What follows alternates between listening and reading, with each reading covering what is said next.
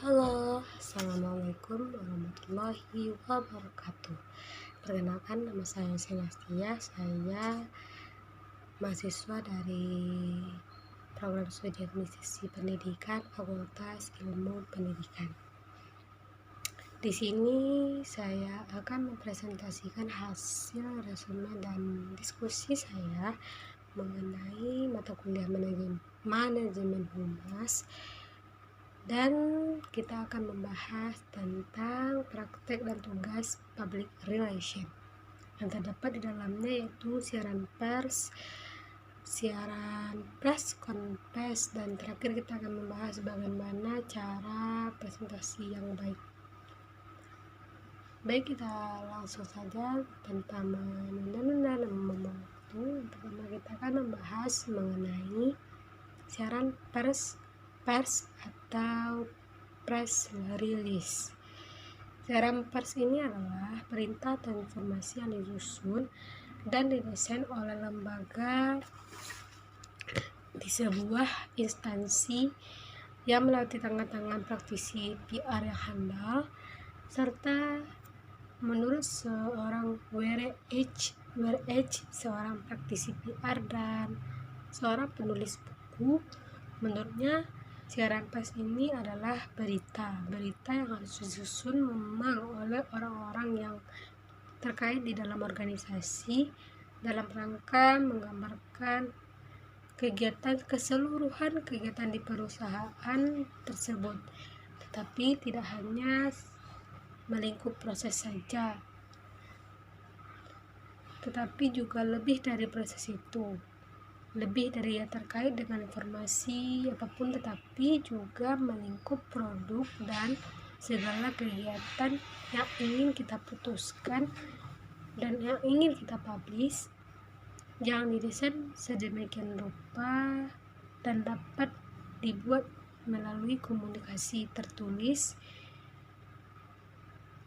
yang didesain sedemikian rupa pula sehingga dapat dimanfaatkan, bahkan dibuat agar dapat mumpuni dan agar berita itu dan informasi itu sampai kepada khalayak umum. Sedangkan siaran berita adalah pesan-pesan ataupun informasi-informasi dari suatu organisasi yang ditulis atau dirilis oleh mereka sebagai praktisi PR dalam lembaga bentuknya yang dapat berkomunikasikan di media massa ataupun di media cetak. Perbedaan antara siaran pers dan siaran berita yaitu pada berita memiliki tujuan yang mencari satu informasi, mendidik, membimbing, meyakinkan, sekaligus membantu perkembangan ekonomi. Yang kedua, memberikan suatu informasi, satu peristiwa yang bersifat gagasan, masalah yang dihadapi itu bersifat umum, dan pelaporan fakta yang sesungguhnya, fakta-fakta empirik yang sebagaimana mesti dan adanya, itu berita.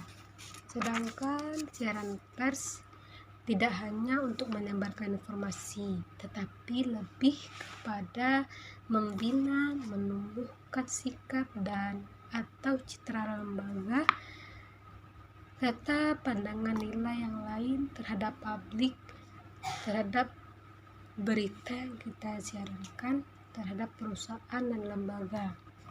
Yang kedua, cenderung lebih mendidik untuk membantu tentang sesuatu peristiwa ataupun gagasan-gagasan yang terkait dengan organisasi dan perusahaan. Yang ketiga, memiliki tujuan untuk mengalihkan perhatian publik dan tak merugikan masyarakat. Adapun 4 cara bagaimana mengolah siaran pers ini oleh media massa yang dilakukan oleh para praktisi PR dengan media massa. Yang pertama, siaran pers dimuat apa adanya.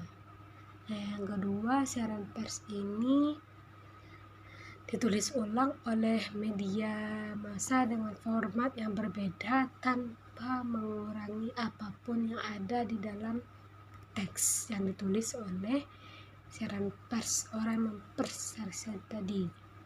Yang ketiga, dipadatkan jika susunannya berkepanjangan. Itu pun sesuai dengan lokasi ataupun tempat yang kita lakukan untuk press release ini. Yang ketiga, kita akan membahas apa saja jenis-jenis press release atau siaran pers ini. Yang pertama berupa pengumuman jadwal peristiwa, tentu saja. Yang kedua, bentuknya pengumuman untuk media massa ataupun media pengunggahannya. Yang ketiga, bentuknya berupa peristiwa, pidato dengan seseorang. Dan sebelum menulis siaran pers ini, ada beberapa hal yang dipertimbangkan oleh para praktisi PR. Yang pertama, siapa yang akan tertarik ataupun siapa yang kita kejar supaya pers yang kita lakukan ini dapat tertarik di mata mereka. Yang kedua, apakah yang akan memberikan informasi terbaru atau justru tidak.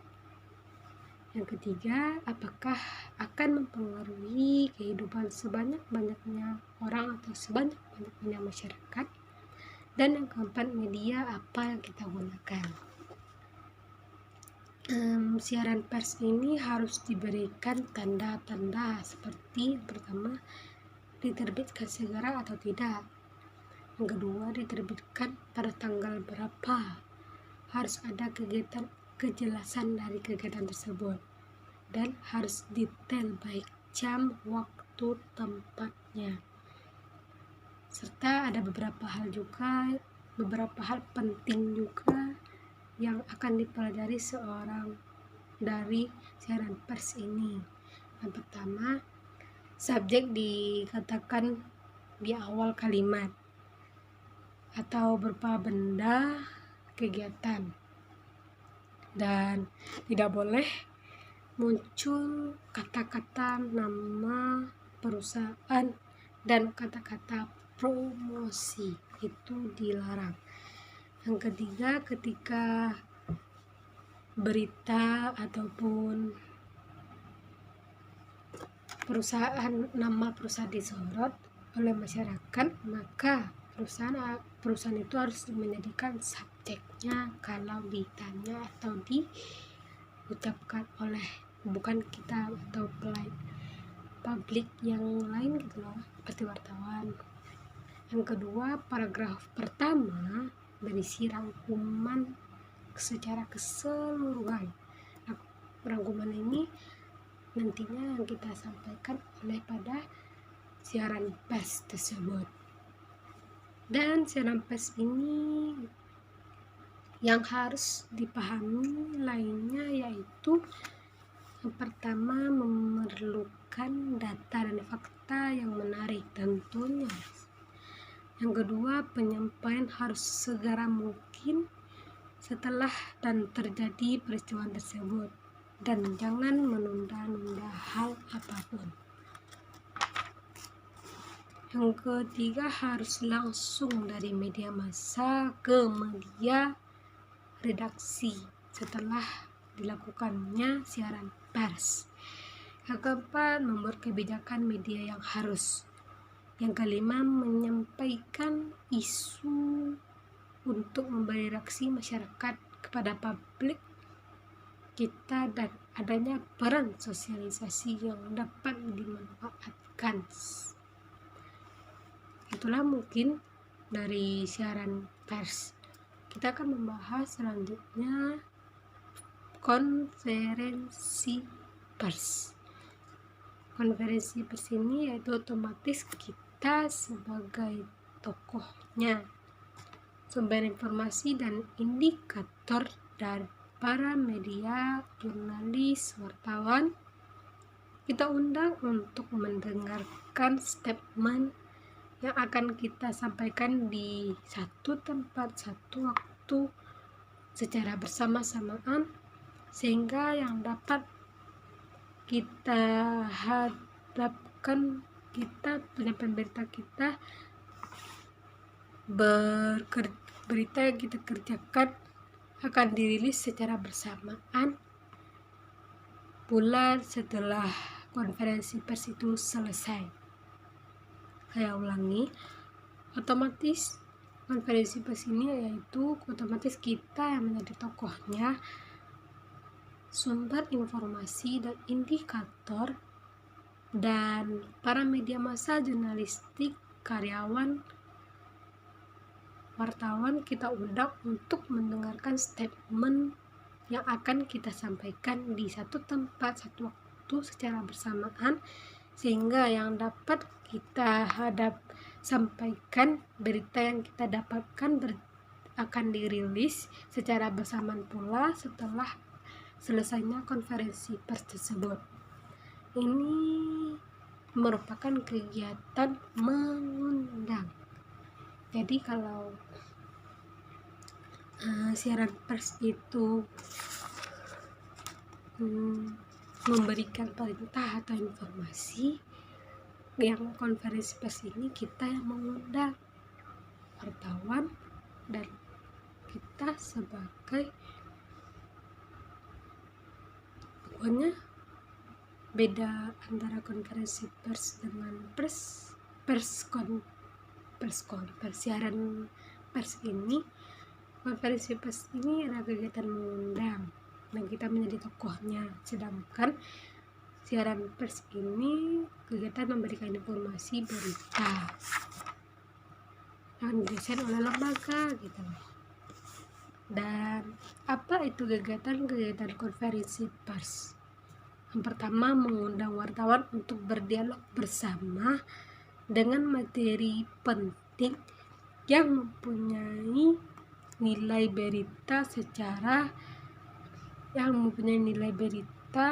yang disiapkan secara matang. Tujuan diadakannya konferensi pers ini, yang pertama, memperhatikan informasi secara positif. Yang kedua, menetralisasi ataupun membantah berita-berita yang tidak benar. Yang ketiga, meningkatkan citra lembaga, perusahaan atau organisasi. Yang keempat, membina hubungan dengan pers. Dan bagaimana persiapan konferensi pers dalam prakteknya?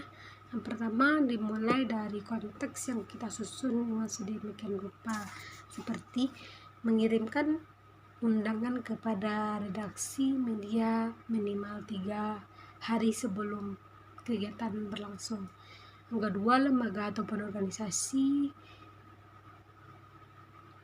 harus mencek kembali apakah undangan tersebut sudah diterima oleh orang yang kita undang, dan tanyakan ketersediaannya kepada jurnalistik ataupun wartawan. Yang ketiga, menyiapkan press release-nya yang erat kaitannya dengan konferensi pers. Yang keempat, perusahaan dengan praktisi PR perlu menunjuk juru bicara yang memang handal dalam topik yang akan kita bawakan nanti. Yang kelima, penyiapan tempat yang sesuai, dan yang keenam, persiapan alat bantu.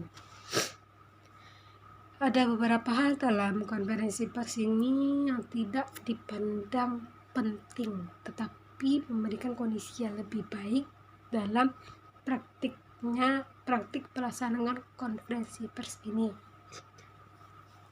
Yang pertama, mempersiapkan makanan penunjang. Yang kedua, mempersiapkan media kit atau sejenis souvenir buah tangan bagi tamu ataupun jurnalis. Yang ketiga, membuat daftar hadir ataupun buku tamu bagi wartawan untuk menjadi data kita. Yang keempat, durasi konferensi pers. Yang kelima, ketika terdapat pertanyaan, artinya akan berjalan kemungkinannya setelah penyampaian tokoh yang kita anggap sebagai perwakilan tadi, itu akan ada sesi tanya jawab dengan wartawan. Dan jika ada pertanyaan di konferensi pers itu di luar topik atau di luar bidang, harus tetap dijawab dengan baik. Tapi jawabannya yang sangat amat mendukung lembaga ataupun citra lembaga kita. Serta apabila terdapat wartawan-wartawan atau jurnalis di luar undangan atau di luar topik ataupun di luar yang kita undang, gak apa-apa, dilayani aja, jangan diusir, karena mungkin saja dia tahu dari teman mereka dan memang dia butuh berita untuk disiarkan gitu. Yang terakhir, kita akan membahas mengenai bagaimana cara presentasi yang baik, karena ini akan berhubungan dengan siaran pers tadi dan siaran konferensi pers.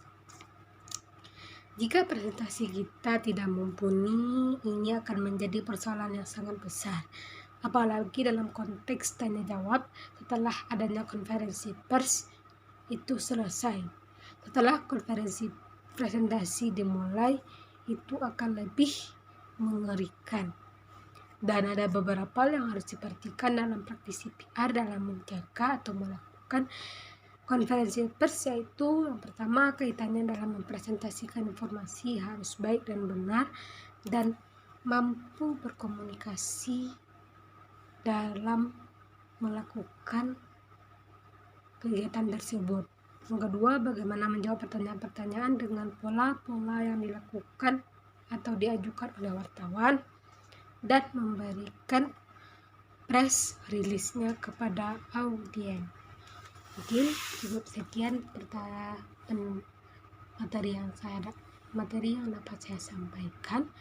Apabila ada kata-kata yang salah, saya mohon maaf. Saya sudahi dengan Assalamualaikum warahmatullahi wabarakatuh. Thank you for watching.